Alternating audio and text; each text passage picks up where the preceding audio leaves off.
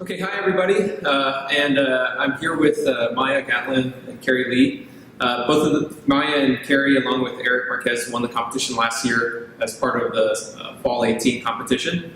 So I wanted to bring them here to talk a little bit about how they approach their final project and any tips they might have for you in terms of getting started these next few weeks, since we're going to be very busy.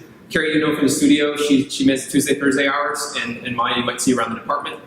So I'll ask them a little bit about what they thought in terms of the final project and how they approached it as a team, and then we'll get into tips. So do either of you have any thoughts on how you approach the overall process in terms of the project?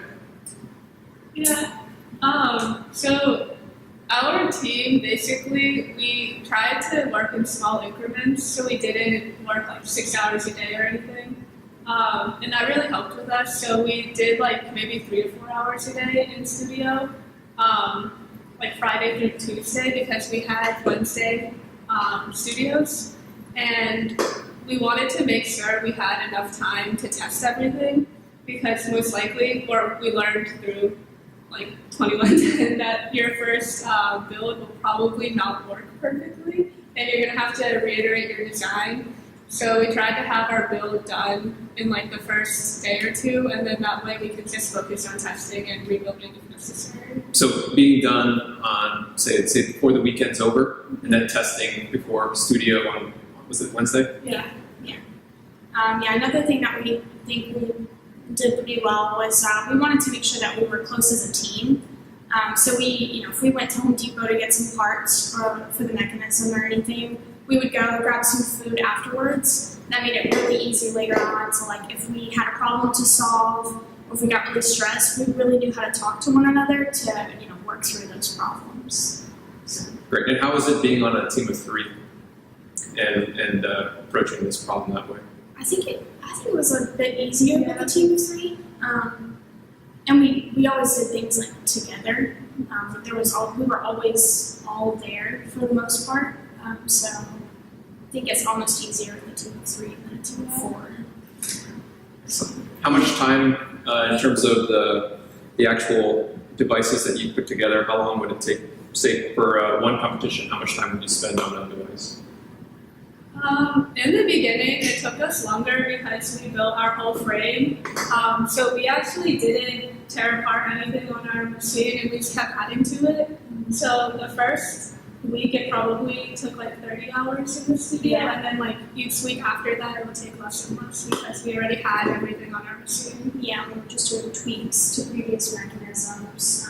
It was a lot easier to add on to it with this build starter. We didn't have to like change the overall machine very much.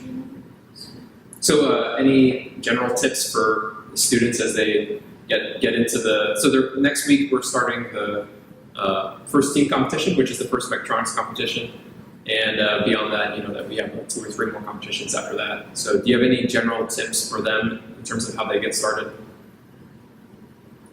I think the most important thing is to make sure the whole frame of your machine is very sturdy.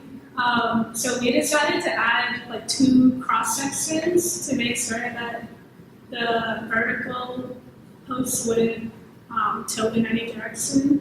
So reinforcing the vertical support. Yeah, just making sure that always the base is super sturdy for you to add on to later. Another thing that we did was we made a lot of like flimsy prototypes like this with the tennis ball set. Started off as like a paper cup cut up into like a quarter of it.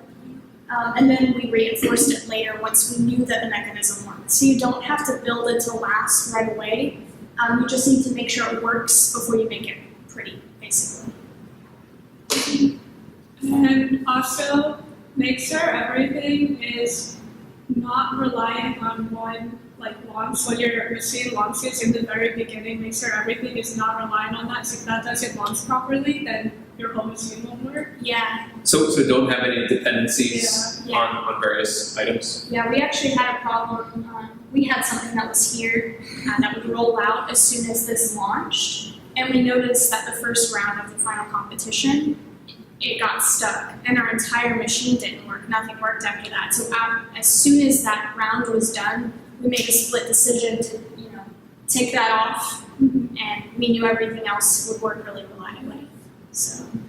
Oh, that's another thing. Like, make everything easy to fix if you need to fix it. So, like, make everything.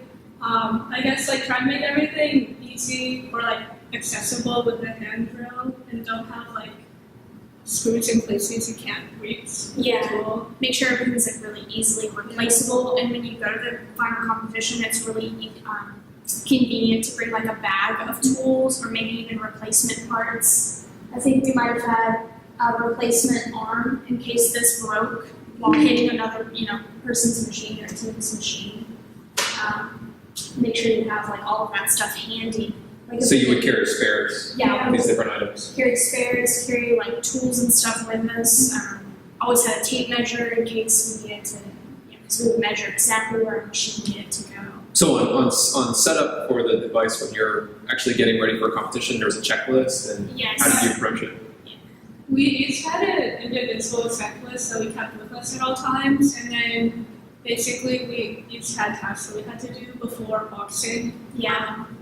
And then we would usually double check each other's checklists to make sure that everyone did things properly. Yeah, we actually, at the beginning of the semester, Saldana was like, oh, make a checklist, and we're like, oh, okay. And then after the first competition, it became apparent that that checklist was actually very useful, so we made sure that first we started with one long checklist, and then we kept having to pass it around. It took way too much time, so we, split it up into 3 different checklists. Great. And in terms of, so when you build the device and you save, it sounded like you saved the beginning of the week for practice. So what was the practice? What did it involve, and what did you try and do in the practice part of your build activity? So we definitely we wanted to make sure that we used every single box we could get our hands on. So we didn't always go to one color on one track. We would move, to each space on a track. We would go to yellow, white, black, blue, and then we would use every single box to make sure that we could fit within every box's tolerances, and that there's some differences in each part of the track. So we need to make sure that our machine would work. How much time did it take you to set up at the end? In terms of how fast did you get? Gosh, I think boxing was 45. 45 seconds. 45 seconds. Okay. And you felt pretty comfortable in that range? Yeah, that was definitely like, we would move really quickly, but by the end of it, it was kind of like a once over, make sure everything looks right, checking over all of it, making sure no, strings are caught in weird places, and, the machine's in a good spot, nothing is, unset. I think that the sole moisture that needed to be set up just right. So that gave us some time to really look at it and make sure that it was in good shape. Okay. I have 2 more questions. One on in terms of communication with your team. So team of 3, one less than a lot of other people had. How did you handle communication around the team, and did that ever become an issue at all, or were you all pretty much responsive on communication? We spent a lot of time with one another, so like it's easy to get really stressed, especially like when we were getting our poster ready. Me and Carrie had 2 different ideas. Like I was like, no, the poster needs to look like this, and Carrie was like, no, I really think it should look like this. And because we knew each other so well and really talked to one another every single day, it was very easy to be like, okay, I'm sorry, I'm really stressed. Like, let's just go with one and get the rest of it done. Okay. So, by and large, I think we got along really, really well. And just spending a lot of time with one another made it easier to communicate. So we just really need to do things all together, I think. Yeah, I think Even papers. Yeah. We did all of that all together. We didn't like pass it off to one person to do one thing versus another. every design decision we made, even if the third person was not with us to be like working on our machine, we would ask them, Yeah. okay, is this idea good? And then they would give us okay, and then we would build it. And then if it didn't work, we would also build a new idea. Yeah, we would even just like text each other and be like, what do you think of this? If like, Eric was missing, okay, or I was missing. So there wasn't, when you divided the tasks, everybody was involved in every task? Yeah, we really didn't. I don't think we really divided the tasks to like separate people. We all just did everything. Because it was just easier to like, especially with certain mechanisms, it's a lot easier for people just to throw out, even if it's a silly idea. As long as you're all there and all looking at it, you can just bounce off one another feeds and get ideas out. So. Okay, great. So do you have any other final tips for the students? Anything about like managing stress and things like that? Or? Just try to do a little bit every day. Yeah, let's do a little bit every day. And if something isn't working, don't be afraid to just come up with a whole new idea and like ditch your own idea. Don't be afraid of that, because you can get attached to ideas of like, no, it really needs to work this way, but sometimes you have to be able to look at it and say, okay, we got to start over on this idea. Yeah, it's hard, but it's necessary. Yeah. Okay, great. Well, thanks very much, Maya and Carrie. Appreciate your advice. And if any of you have any questions for either of them, I'm sure you'll see Maya around the department. Carrie, you'll definitely see her in Open Studio, and they can give you some feedback there. So thank you very much. Yeah. Good luck, guys. All right.